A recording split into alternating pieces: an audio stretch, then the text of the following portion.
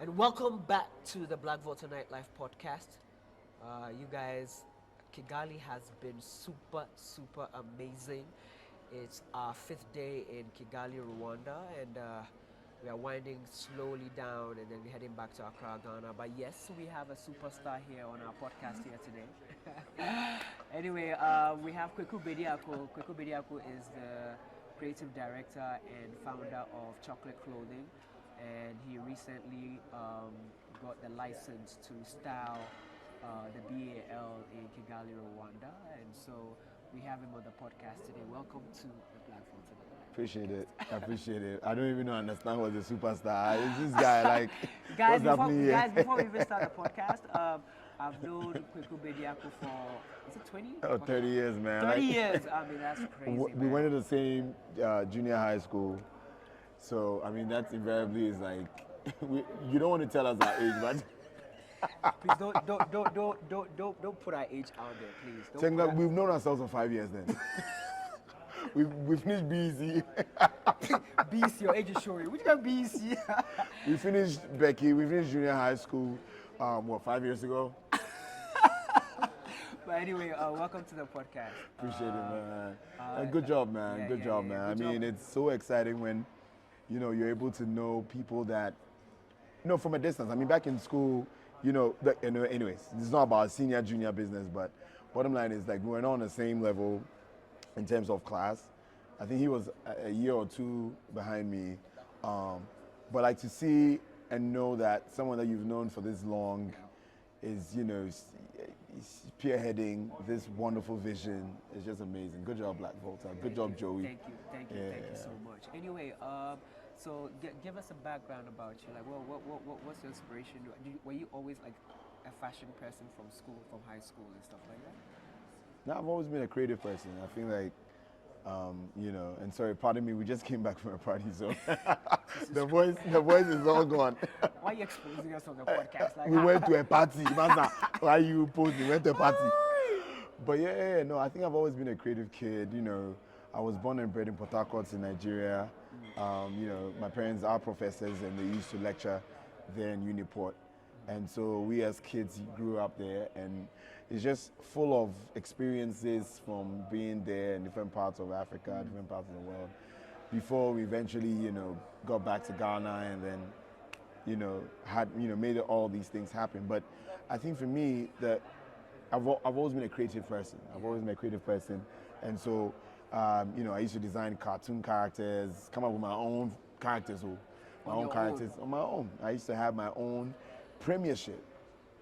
I had my own teams. I had 12 teams in my own premiership, my own players growing up. So it was weird. Yeah, my brother and I used to play this, and we do contest ball, and then each team will have their own color-coded counters. Oh, Charlie. Shout out to Junior, man. But so I see. I've always been a creative person. Even when I was in junior high, I remember I went to see my vocational skills teacher when I was moving from 6th grade to junior high 1. And, Mr. Tego, shout out to you, an amazing character. And I used to tell him about why is it that we have a science club, we have a Girl Guides, we have Red Cross. Why don't we have an arts club? And I remember him, making a case for that. And, when I was in Form 1, GSS1, as we call it, we came up with an arts club. Crazy. Yeah, so this was started way back, in the day, and today we've watched it manifest, we've watched the blessing all of it, and today we have what we have. Yeah. Crazy. So you started off with a chocolate brand, and so speak to us about like your journey with the chocolate brand as we transition into cacao with the BAL. So what is the chocolate brand, and what does that mean to you? No, so chocolate started a couple of years ago, and I feel like it was very clear what our vision was. We wanted to build the largest and biggest lifestyle business in the world that just happens to be from Africa, Ghana in that matter. So, we started that a couple of years ago. We've gone through several processes. We've evolved over the years. We look at it from when we started making clothes for local celebrities, African celebrities, and then fast forward, we got the chance to be part of the Beyond the Return, which was such a great initiative, by the government. And I feel like it brought together and it brought to bear so much storytelling about who we are as a people, and our involvement, who we were, the type of hopes that our forefathers had 400 years ago to a century ago, when it was the hope moved to a dream. We started having an African dream a long time ago. And today we have people like yourself, people like my big, seniors, Joyce Abebio, in his blessed memory, Kofi Ansan, Jidu and Shapes, all these big people who have handed over that mantle from there to, pretty much new school fashion designers. Shout out to Asha Bobby, Christy Brown,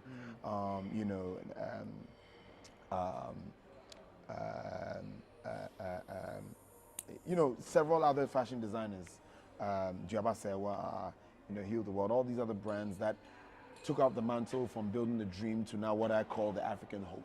Okay. Oh, sorry, the African reality. The African reality. The African reality, or people actually making it. And for me, you can't talk about an African reality and not talk about the BAL, not talk about NBA Africa, not talk about how we are as a people are charting our own course and using what we have, what we always have had, as a compelling advantage, and using that to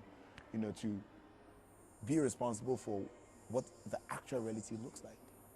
We are, we're making things happen. So with chocolate, right, before we get into cacao, one of your signature traits is sewing kaftans for almost 60, 70 people. How did that come up? I don't understand it. I was talking to one person in Kigali now, and she was telling me about, Ghana, you guys are the ones who do 60, 70 groomsmen for one wedding. We're excessive, Charlie. Where did that inspiration come from? No, I think, again, growing up in the type of family that I'm from, again, I like to give shout out. Shout out to Professor Ojo, my dad, K.A. Ojo. Shout out to my mom, Mary Fisher Yankson. Shout out to all my siblings. I feel like we were brought up in a great home, and when you're kids, you don't seem to understand the magnitude of favor and blessing that you have in the type of family that you grow up in, right? And so for me, being from a science background, so nurture versus nurture, right? Nature, I was born into such a diverse space, from Port Harcourt to Lagos to Accra. My mom's from Elmina, my dad from Oda, Subwa to be precise. And you can imagine us growing up and just visiting the village and just being experienced and interacting with so many different aspects of life, right? We ended up doing science. All kids, we read science. I did an ITX archaeology as a major, as a combined major. So essentially I was an engineer, right? And so to take a look at you being in that space and now having to find yourself. When I was in secondary school, I thought I was going to be an architect. I finished high school, did great. I used to top a lot of courses, chemistry, elective math, and all of that. So when I finished, I knew that I wanted to do something arty, but with a science background. Architecture was my first call. Again, there was, I was a stubborn kid in the house, the most stubborn person that you ever meet, by the way. Yeah. So then, having the opportunity to move the conversation from, me now entering the arts field. Okay, how do you evolve the conversation? Are you just going to be part of the mini numbers? No. I'd always had the idea that how do we steer the conversation? How do we move it from what people know? I'm not a status quo person. I'm always questioning that. Yeah. And so the question is that if you've entered into arts, you've entered into fashion, how do you make it different? Yeah. And so started with different cups of things, shirts, shoes. But I soon realized that I'm also I've got a business mind. How do I scale up the conversation, right? And so I got a chance to enter into so many different people, experience so many people, making clothes for them. And then one day I asked myself, I was like, wait, why is it that during weddings, all the women are trending and the men look like they're wearing linen shirts over jeans? How can you do this at your wedding? No, let's have a real conversation. So we started changing that. We started making sure that grooms started looking their part. Again, I realized that it was still not enough. I was like, wait, I finished school with over 7,000, I don't want to say friends, I had 7,000 contacts on my phone. Charlie, yes, I'm a very quiet person. Yeah, but, I got a chance to do that. And when I finished, I realized that, wait a minute, why is it that every wedding I go, I have like all these boys rooting for the groom? No. And then you have the girls, no. How about if every sort of like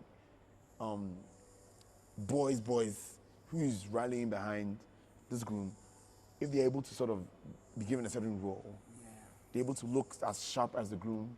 And come on, let's face facts. The groom is married. He's gone. He's gone.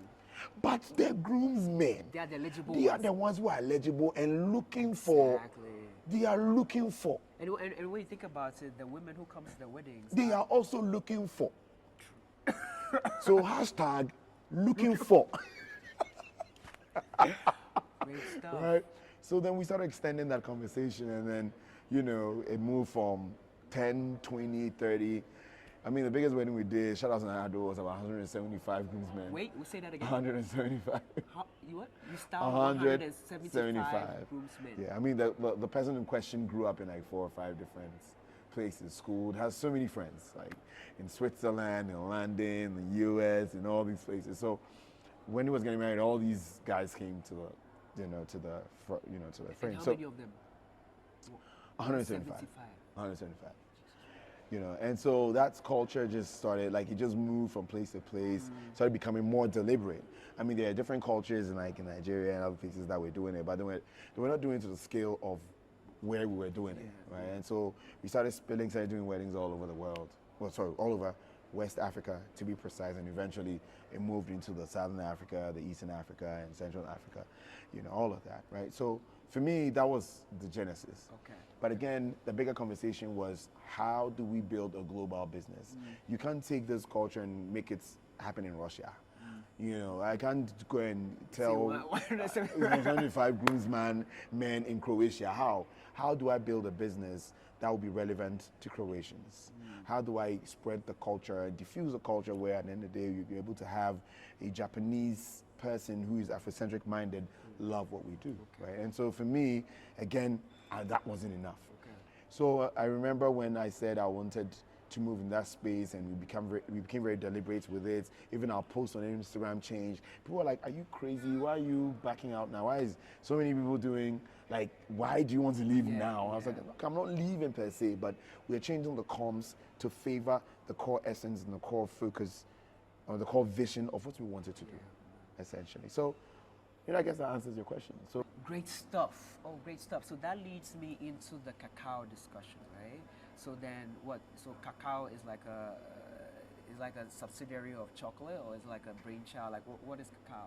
Cacao is definitely not a subsidiary. I think, chocolate for me, now that we are, talking more and more about and getting more into like a global conversations, chocolate for me is more or less like the bigger conversation with chocolate is like a house, like a fashion house, right? Like you take a look at, for want of a better example, like the LVMHs that has Louis Vuitton, Dior, and all other different brands, or let's say the Armani brand, or the Armani family that has the Privé, Armani, Giorgio Armani, the Imperios, the Armani Exchange, Armani Jeans. So like pretty much as an example, right? Okay. And so, and then there's nobody who's subsidiary to whatever. Okay. They all have their. They all have their different energies. They're all different targets. Their own different missions, stuff like that. And so we saw a niche with chocolate. We saw a niche with cacao. We saw a niche with other brands that we'll be churning out.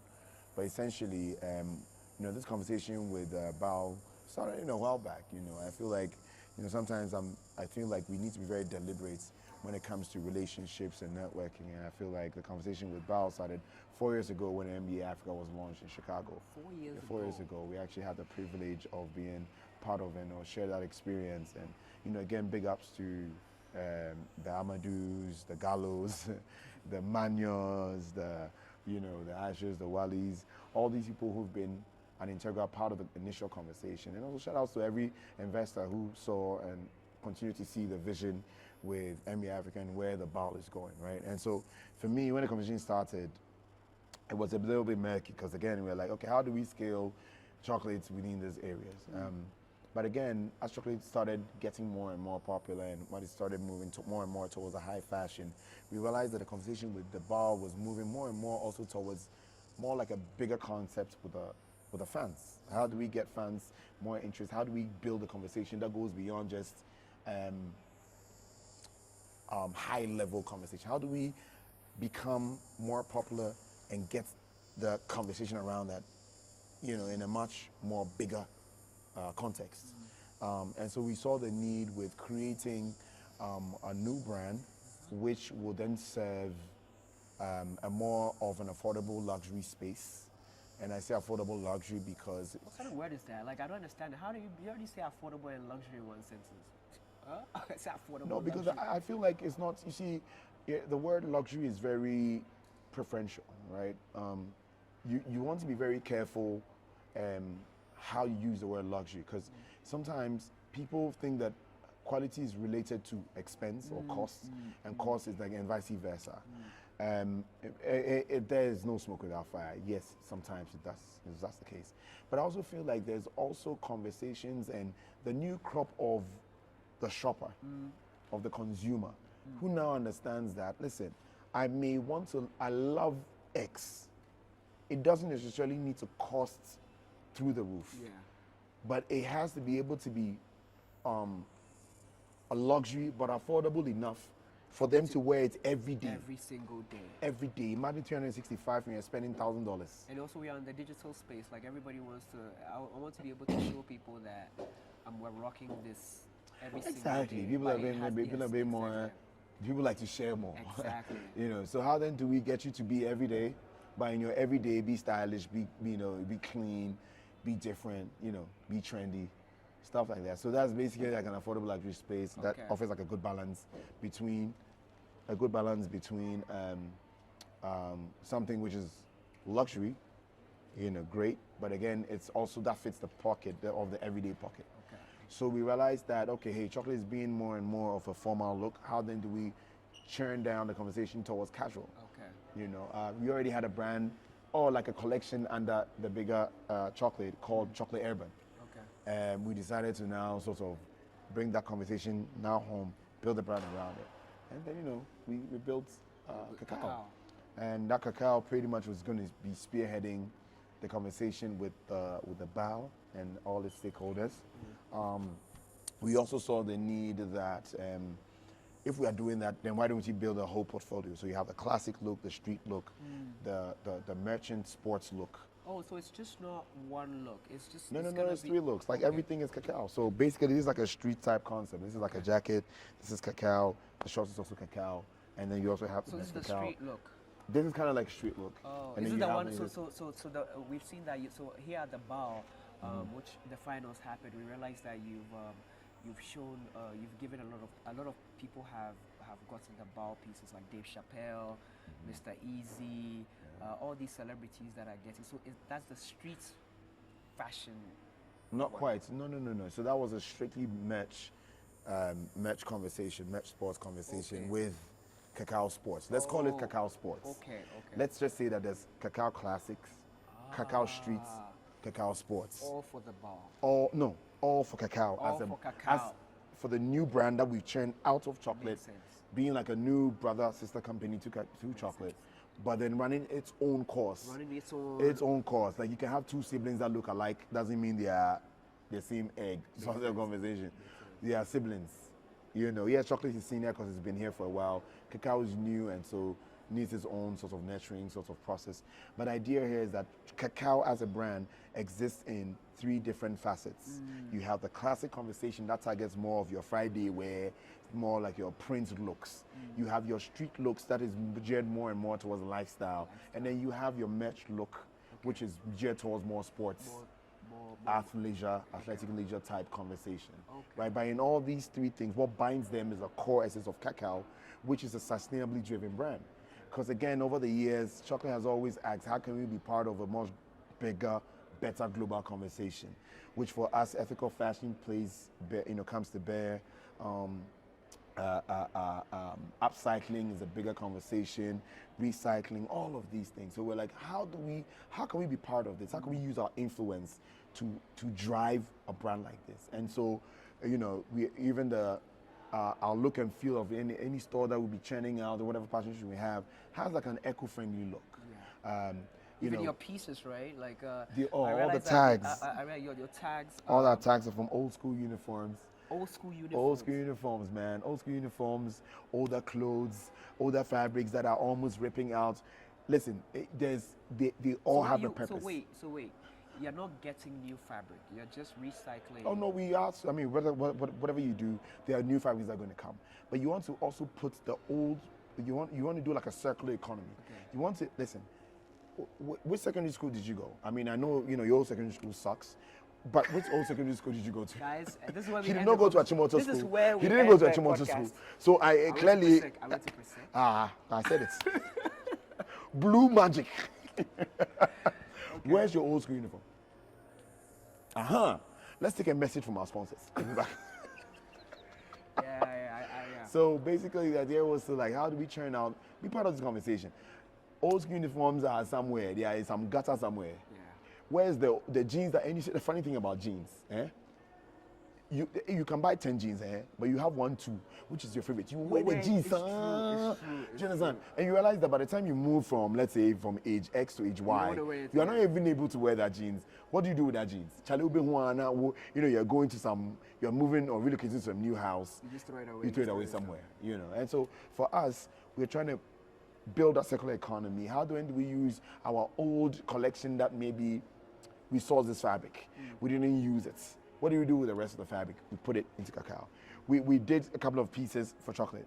There's remnants. What do we do with them? We sweep it away? No, let's keep it. We can use it as mulch. So like, for example, you come to any cacao store, we have like the whole tree concept and it's sitting in cocoa sacks. And we have cocoa sacks all in the corner somewhere. It's being, we have like remnants from... Because I realize you use cocoa sacks for some of your yes, things. It's an eco-friendly brand. Yeah, so the drawings to... drawings, I'm engaging different artists, shout out to my man Dante, shout out to the whole creative team within the chocolate and, featuring Youngson conversation. I mean, we have mad love and mad interest in making sure that, even within the cocoa growing areas, growing areas, in the villages, there are creative kids who unfortunately would have been confined to the only option of farming. I'm not saying farming, I love farming. My dad farmed, currently in my space, I have a garden, I have different sort of plantations, all of that. But I also feel like when you have a kid who is creatively inclined, do you have to subject that kid to just the farming? Yes, there may be that, but you also give him an option where he's able to create, and once he creates... With what he has. With what he has. Sometimes you go to villages, have spread out to about 20, 30, 100 yards of fabric. Express yourself. What does music mean to you? Right? What does games mean to you? You realize, and when you give it the platform, they are sketching different things from Charles Kele to Ludo to I realize that Pilolo and Oware and all these old games are on your cacao pieces. Yeah. Yes, it's a way of preserving our arts and crafts. I mean, people don't even know how cassettes or even what cassettes are. Can you imagine? But again, how do we fuse all these conversations from the old and the new? How do we build a contemporary case for the old games and vice versa? And so that's why for me, it was very interesting, really exciting, taking a look at how do we blend in an Owari and basketball. I even see that with your basketball right here. What happens to old basketballs?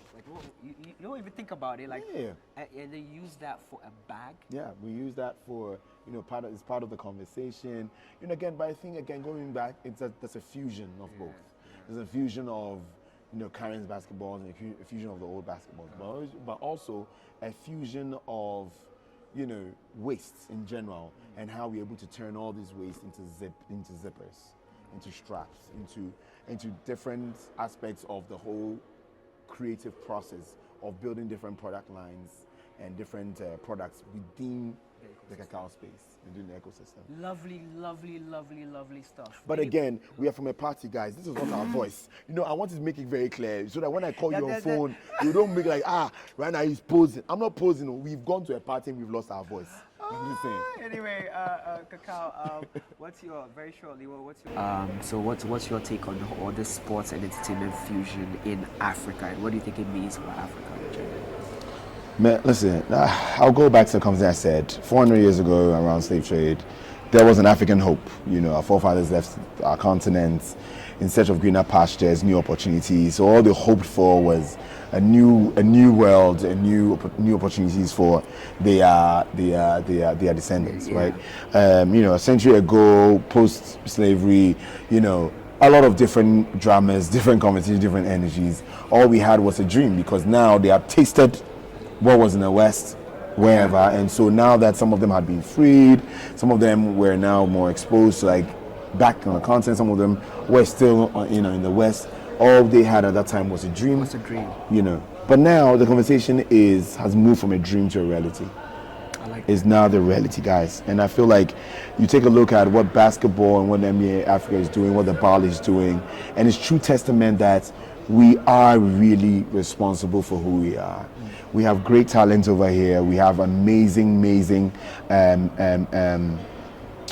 businesses out here that deserve amplification. And the only way to do that is through joint partnerships. And you take a look at vehicles like the BAL, which involves not just the sports, not just basketball, but also involves the arts and craft. You take a look at what the likes of Afrofuture, you know, Abdul, Kenny, and the whole team is doing. Simply amazing. How they're able to move a festival, an independent festival, and have that plug in into the game. You take a look at an amazing platform like BlacVolta, which is pretty much like the biggest nightlife experience and a platform.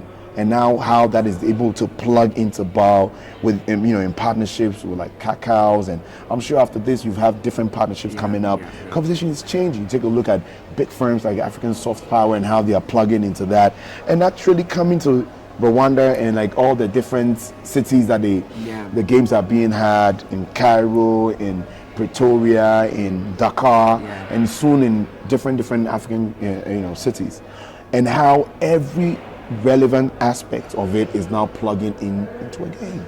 So now you have BAL, which is like a car, and now everybody is jumping in. Again, I said cow. Nobody's saying it's trotro or taxi or Uber car. So now we are able to kind of like plug into it and then use that as a means of growth. So when you have music amplified, the sports get amplified. You take a look at food industry getting amplified, the sports get amplified. You take a look at the sports getting amplified, entertainment gets amplified. So it's just simply amazing. It's Kigali experience been. Oh man, this is my umpteenth time here. You guys, such a beautiful place. You know, shout out to President Kagame. Yeah, we saw that you presented a cacao shirt to him. How did that feel? How did that feel? Man, it's just, you know, it's just an honor for me. And you know, again, shout outs to Claire, who's the president of NBA Africa, and Amadou Fall Gallo, as everybody called him, who is the president of the BAL. And you know, everybody, Wally, Aisha, Shali, everybody. Right. No, yeah, so you know, shout outs to everyone in the BAL ecosystem. Shout outs to, you know, even, you know, everything going all the way back to the NBA, you know, like, you know, shout outs to everyone who's seeing the prospects and then the vision for where the BL is going. You know, shout outs to, you know, Adam Silva, Mr. Tatum, everybody who is within that space and believing. So big ups to everyone. But I also feel like, I mean, just not just Kigali, man. Let me use this opportunity to talk about how diverse and how exciting it is in all these cities that have hosted the BAL games. You know, I wasn't able to make it to Pretoria, but it won't even be my first in Pretoria as I've gone. An amazing city, and you know, you now have BAL, which is highlighting such an amazing city it is, and then how it also brings to bear all these opportunities and like all the different talents that's out there. And then you go to Cairo. You know, the last time I was in Cairo was November for AfriExim. And I can also talk about how amazing the city is. I love Egypt. I've got my son named Cairo as well. Oh, I really like that. Although the driving is crazy though. Like, guys, you think your city is crazy? Go to Cairo. It's crazy over there. But nonetheless, amazing places. I think one of the hotels I managed to visit is one of the most amazing hotels that is our mission names here. You guys send some Momo. Send Momo to that, and then I'll give you a shout out. But but again, great culture, great excitement there. And then I got a chance to go to Dakar. Yeah. And Dakar wouldn't be my first as well. Amazing city. It's a crazy hub. You see, the French, je parle français un peu, hein? Petit peu. If I could speak French well, eh? But anyways, great place. And then, finally, the crowning in Kigali, which is, for me, I've been coming here for the past 5 years.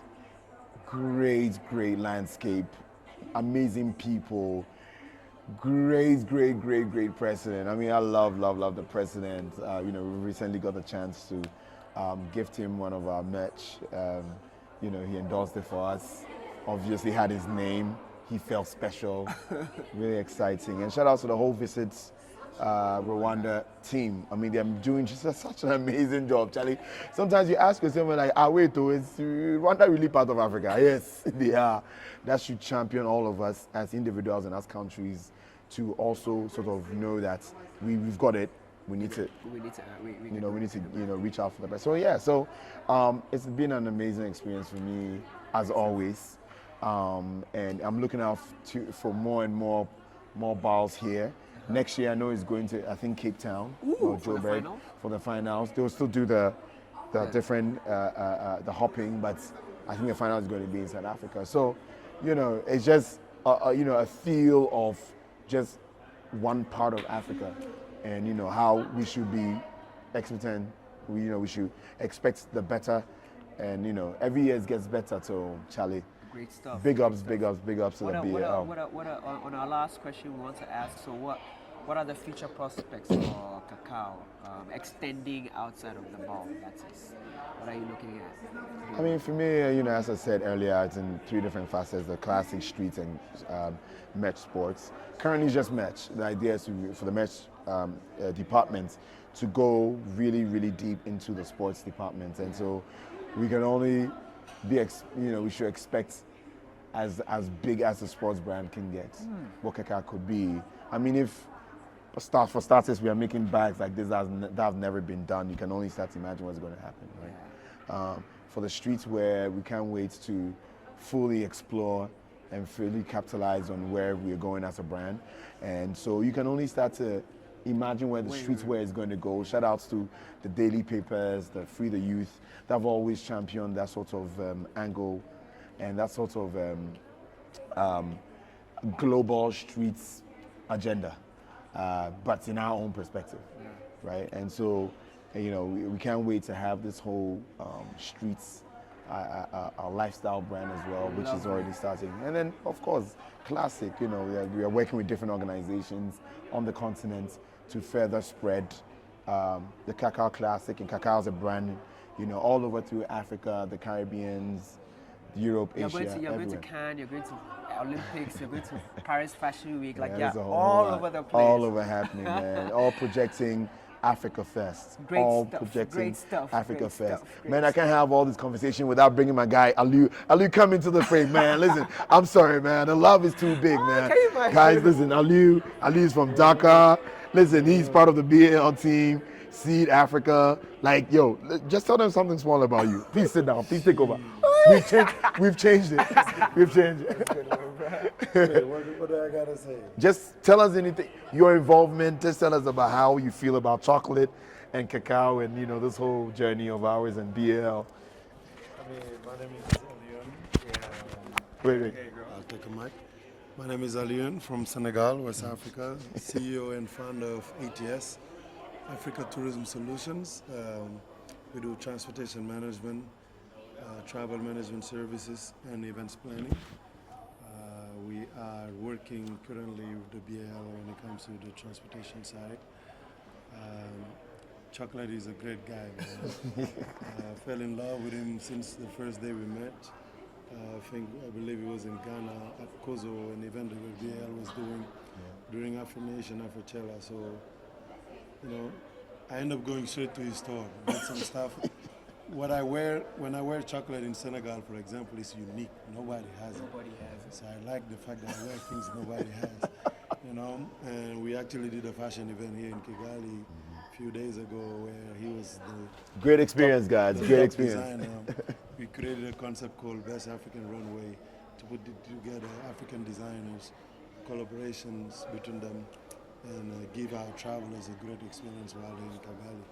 So that's what I had to say about myself. My voice is dead. I haven't been sleeping much. He's been partying as well. He's also I told you. No, not been partying. I've been working. Man. I'm not gonna lie. But anyway, Thank you so much, guys. yeah, thank you so much for. So as that's how we end the podcast today. It's been amazing speaking with Cacao and everybody on the BAL team. What are your last words, Cacao? Tell them. Yo, listen, I feel like, again, as I said, and I want to have a resounding voice when it comes to the future of Africa. We are in the Africa reality period, which is timeless and endless. I want to charge everyone who is on the continent. We have over 1 billion people on the continent. Like, we are so full of talent, so full of opportunities. We should see our talent as raw material, like gold and cocoa, like bauxite, like Oil. vibranium, oil, right? And so I like to charge everyone to, hone it and then eventually process it and then have it blossom into whatever that they want to work. And always bear in mind that we are representing a greater mass. It's not just a Kwaku Bediako thing. It's not just a chocolate thing. It's not just a cacao thing. It's not just a Joey or BlacVolta thing. We represent a continent of hope that has moved to the dreams, and now there's a whole reality game for us. So, we should go out there, support ourselves, support cacao, support chocolate, support BlacVolta, support every endeavor. Let's be deliberate about it. Over the past few months, the word deliberate has been on my mouth. I think everyone who knows me, maybe my new nickname should be Mr. Deliberate. Let's be intentional about supporting each other, because again, a helping hand for whatever brand that we are chattering goes back into empowering the next African, the next kid out in the street, the next kid who is sitting at the back of his parents' Benz, who still doesn't even know that he's even favored, right? So we are definitely the future. The reality is now. Let's go out there and support each other. Great stuff. Great stuff. Yes. So subscribe to the BlacVolta podcast, Apple, Spotify, YouTube. So we come back again. I'm sure you guys will see us in Accra. Peace out.